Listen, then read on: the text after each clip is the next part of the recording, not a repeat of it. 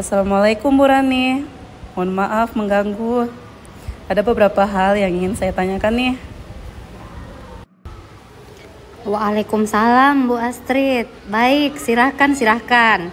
Mau bertanya apa nih? Bagaimana filosofi Ki Hajar Dewantara dengan Pratap Triloka memiliki kaitan dengan penerapan pengambilan keputusan sebagai seorang pemimpin? Ki Hajar Dewantara adalah tokoh pendidikan Indonesia. Filosofinya yang dikenal dengan Ingarsa Sungtulada, Ingmadia Mangunkarsa, Tuturi Handayani. Ini menekankan 3 prinsip utama. Yang pertama, Ingarsa Sungtulada, bahwa seorang pemimpin harus memberi contoh yang baik. Kemudian yang kedua, Ingmadia Mangunkarsa, bahwa seorang pemimpin harus bisa memotivasi dan menginspirasi di tengah-tengah kelompoknya. Kemudian yang terakhir, yang ketiga, Tuturi Handayani, bahwa seorang pemimpin itu harus memberikan dorongan dan dukungan dari belakang, mendorong dan membiarkan yang dipimpin bisa berkembang secara mandiri pastinya.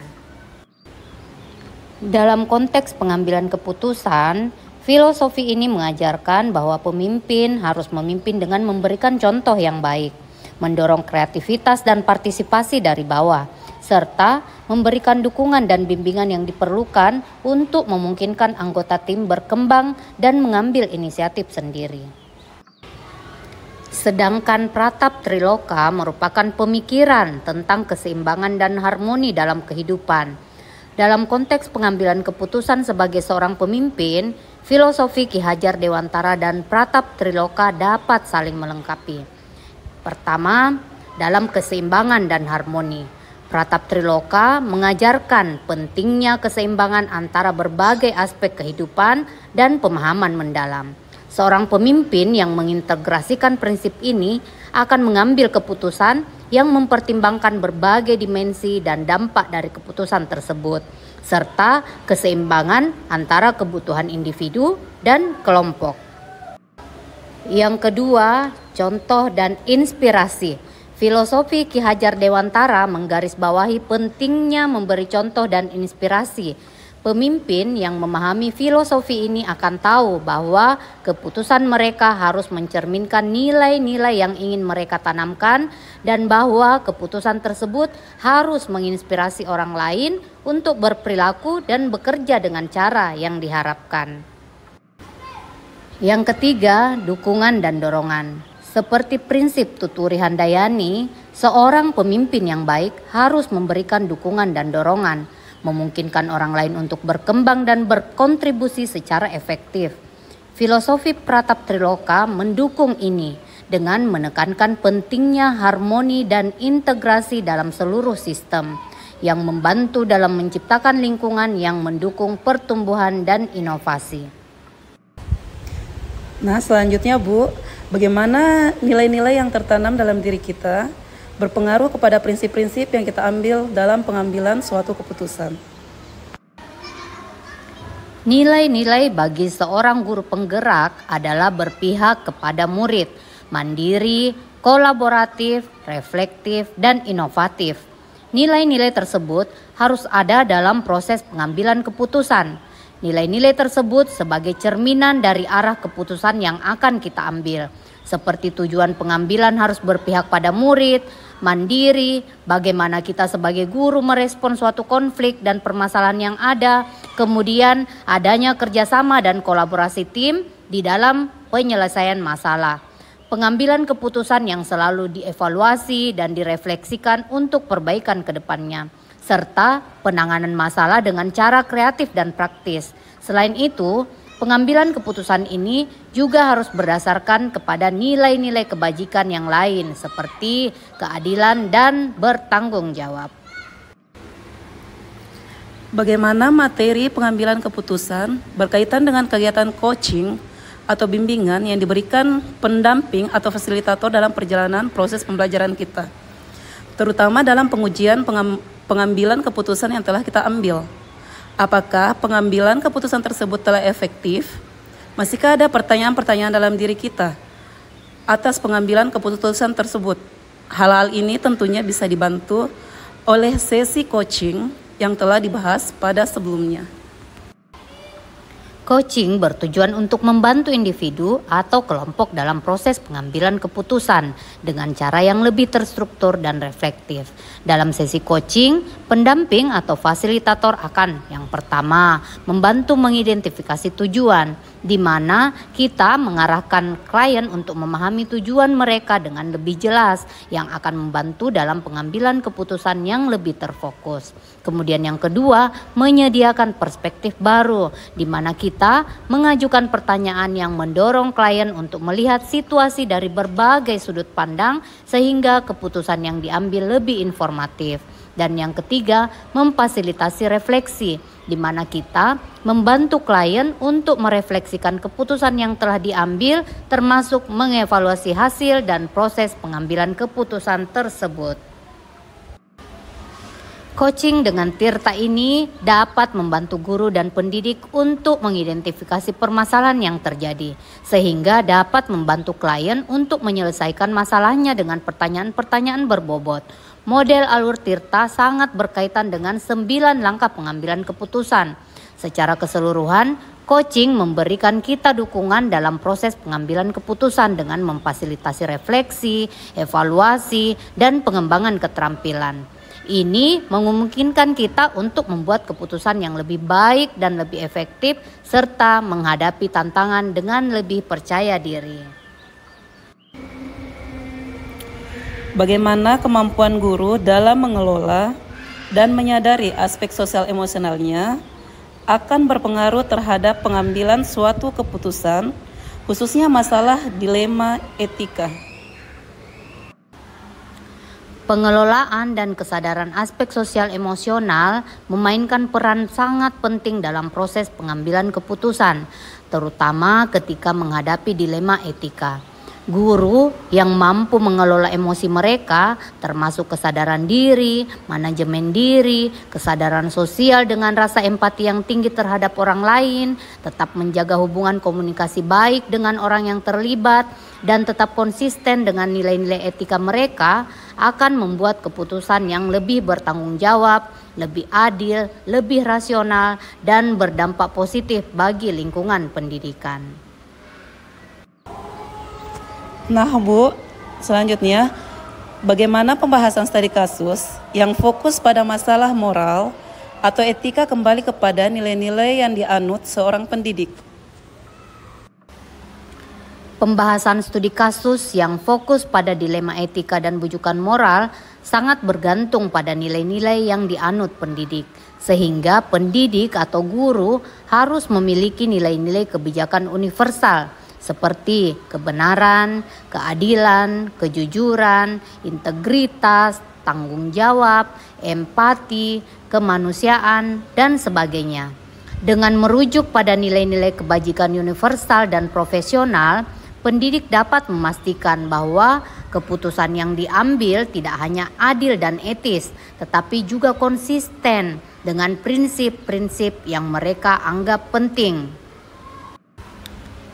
Pendekatan berbasis nilai ini membantu dalam membuat keputusan yang lebih informatif, reflektif, dan bertanggung jawab, sambil memastikan bahwa keputusan tersebut mendukung kesejahteraan semua pihak yang terlibat.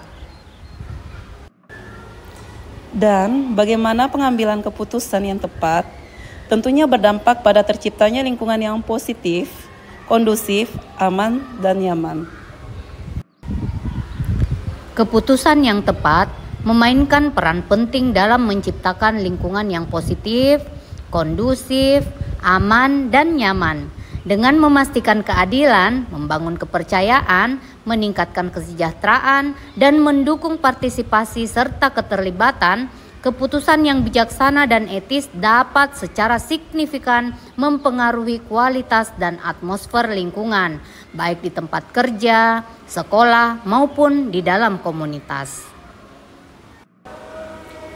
Apakah tantangan-tantangan di lingkungan Anda untuk dapat menjalankan pengambilan keputusan terhadap kasus-kasus dilema etika ini?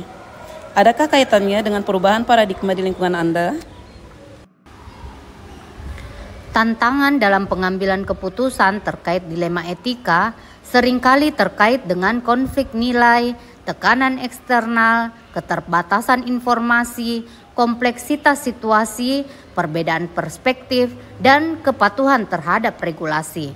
4 paradigma dilema etika yang sering berkaitan dengan lingkungan sekolah adalah: yang pertama, individu lawan kelompok; yang kedua, rasa keadilan lawan rasa kasihan; yang ketiga, kebenaran lawan kesetiaan; dan yang keempat, jangka pendek lawan jangka panjang. Nah, menyadari dan mengatasi tantangan ini secara proaktif dapat membantu kita dan sekolah membuat keputusan yang lebih baik dan lebih etis dalam lingkungan yang terus berubah. Apakah pengaruh pengambilan keputusan yang kita ambil ini dengan pengajaran yang memerdekakan murid kita? Bagaimana kita memutuskan pembelajaran yang tepat untuk potensi murid kita yang berbeda-beda? Pengambilan keputusan dalam pengajaran mempunyai pengaruh yang besar terhadap kemerdekaan murid dalam proses pembelajaran. Seorang guru ataupun pendidik harus memahami kebutuhan dan potensi murid, menetapkan tujuan pembelajaran yang relevan, menerapkan pembelajaran berdiferensiasi dengan pendekatan sosial emosional. Pembelajaran berdiferensiasi dapat menjadi solusi untuk memenuhi kebutuhan belajar murid berdasarkan kesiapan belajar, minat belajar, dan profil belajar murid. Nah, memilih metode pengajaran yang tepat untuk berbagai potensi murid dapat menciptakan lingkungan yang inklusif dan mendukung pembelajaran. Dengan keputusan yang baik, pendidik dapat menciptakan pengalaman pembelajaran yang memberdayakan murid untuk mencapai potensi optimal mereka. Bagaimana seorang pemimpin pembelajaran dalam mengambil keputusan dapat mempengaruhi kehidupan atau masa depan murid-muridnya? Keputusan yang diambil oleh seorang pemimpin pembelajaran mempengaruhi berbagai aspek pengalaman pendidikan murid. Keputusan yang bijaksana dan berorientasi pada kebutuhan murid dapat menciptakan lingkungan belajar yang mendukung, adil, dan berkualitas tinggi, yang pada gilirannya mempersiapkan murid untuk masa depan yang sukses. Dengan memprioritaskan perkembangan holistik, keterlibatan keluarga, dan perbaikan berkelanjutan, pemimpin pembelajaran dapat memberikan dampak positif yang mendalam pada kehidupan dan masa depan murid-murid. Apakah kesimpulan akhir yang dapat Anda tarik dari pembelajaran modul materi ini dan keterkaitannya dengan modul-modul sebelumnya?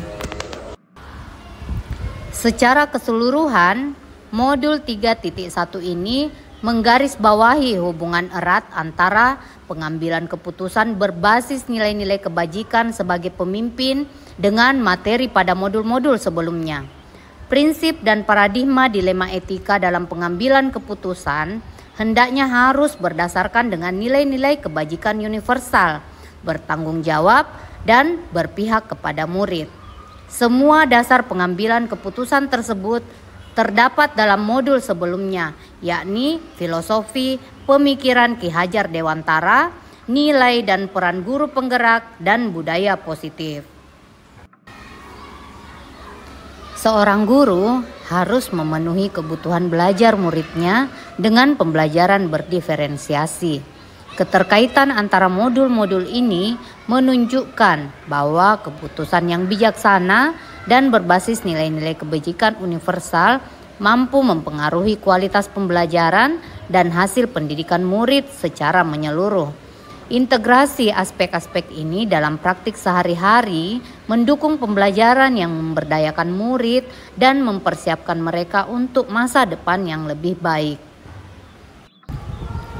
Sejauh mana pemahaman Anda tentang konsep-konsep yang telah Anda pelajari di modul ini, yaitu dilema etika dan bujukan moral, 4 paradigma pengambilan keputusan, 3 prinsip pengambilan keputusan, dan 9 langkah pengambilan dan pengujian keputusan.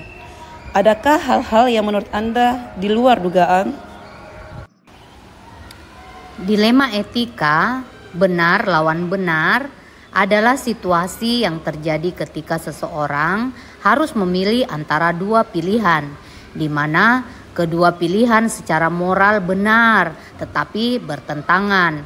Sementara itu, bujukan moral benar lawan salah yaitu situasi yang terjadi ketika seseorang harus membuat keputusan antara benar dan salah.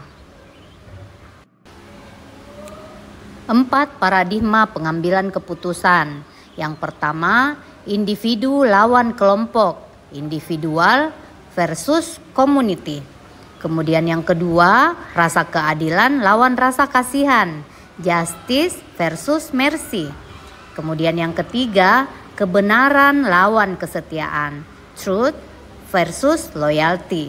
Kemudian yang keempat, jangka pendek lawan jangka panjang, short term versus long term. 3 prinsip pengambilan keputusan. Yang pertama, berpikir berbasis hasil akhir.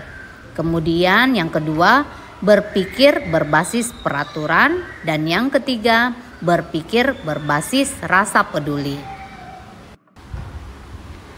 9 langkah pengambilan keputusan. Yang pertama, mengenali nilai yang bertentangan. Yang kedua, menentukan pihak yang terlibat. Yang ketiga, mengumpulkan fakta-fakta yang relevan dengan situasi. Yang keempat, pengujian benar atau salah. Kelima, pengujian paradigma benar lawan benar. 6, melakukan prinsip resolusi. 7, investigasi opti trilema. 8, membuat keputusan. Dan yang kesembilan, lihat lagi keputusan, kemudian refleksikan. Hal-hal di luar dugaan saya adalah dalam mengambil keputusan sebagai guru atau pendidik, kita diharuskan untuk memahami lebih dalam tentang masalah ataupun kasus dari perspektif yang berbeda. Karena dalam dilema etika terdapat nilai-nilai yang sama-sama benar tetapi saling bertentangan. Dan dalam kasus bujukan moral terdapat nilai benar lawan salah. Sebelum mempelajari modul ini, pernahkah Anda menerapkan pengambilan keputusan sebagai pemimpin dalam situasi moral dilema? Bila mana pernah, apa bedanya dengan apa yang Anda pelajari di modul ini? Pernah, tetapi yang saya lakukan tidak selengkap dengan apa yang saya pelajari dari modul 3.1 ini. Sebelumnya, dalam pengambilan keputusan, saya hanya berpikir 1-2 kali secara matang dan dampak yang akan ditimbulkan setelah mengambil keputusan tersebut. Setelah mempelajari modul 3.1 ini, sebelum pengambilan keputusan, ternyata seorang pendidik itu harus mengetahui paradigma dan prinsip dilema etika serta melalui tahapan-tahapan pengujian pengambilan keputusan. Bagaimana dampak mempelajari konsep ini buat Anda? Perubahan apa yang terjadi pada cara Anda dalam mengambil keputusan sebelum dan sesudah mengikuti pembelajaran ini?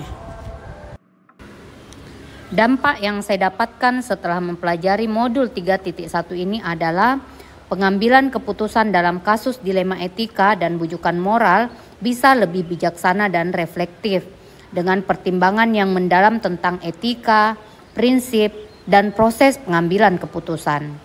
Modul ini juga meningkatkan kemampuan untuk menganalisis dan mengevaluasi keputusan dengan cara yang lebih kritis dan sistematis. Kemudian dalam konteks kepemimpinan ataupun manajemen, pemahaman ini membantu saya dalam membuat keputusan yang lebih adil, bijaksana, efektif, dan bertanggung jawab, sehingga meminimalisir dampak negatif yang dapat merugikan orang lain akibat keputusan yang sudah saya buat. Nah, pertanyaan terakhir, Bu. Seberapa penting mempelajari topik modul ini bagi Anda sebagai seorang individu dan Anda sebagai seorang pemimpin? Menurut saya, modul 3.1 ini sangat penting karena memberikan dasar yang kuat untuk pengambilan keputusan yang adil, bijaksana, etis, efektif, dan bertanggung jawab, baik itu saya sebagai individu maupun sebagai pemimpin. Sebagai individu, modul 3.1 ini membantu saya dalam membuat keputusan yang lebih bijaksana dan konsisten dengan nilai-nilai kebajikan universal yang sudah saya yakini. Kemudian sebagai pemimpin, modul 3.1 ini meningkatkan kemampuan saya untuk memimpin dengan adil dan efektif, serta dapat menciptakan lingkungan kerja yang positif. Keterampilan dan pemahaman yang diperoleh dari modul ini tidak hanya meningkatkan kualitas pengambilan keputusan, tetapi juga memperkuat integritas dan kredibilitas saya sebagai pemimpin dalam satuan pembelajaran. Wah, luar biasa percakapan kita hari ini. Terima kasih banyak atas kesempatannya, Bu. Wassalamualaikum. Waalaikumsalam, Bu Astrid. Terima kasih kembali ya.